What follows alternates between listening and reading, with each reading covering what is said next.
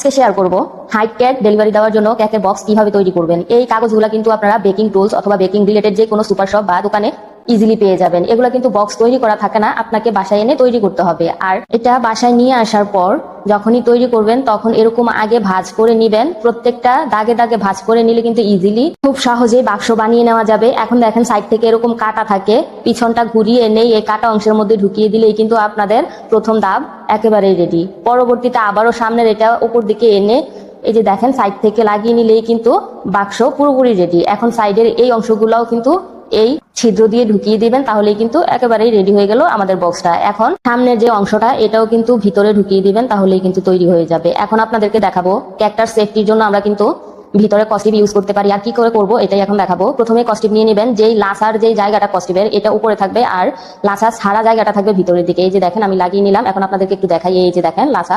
এখন কিন্তু কেকটা এখানে রাখলে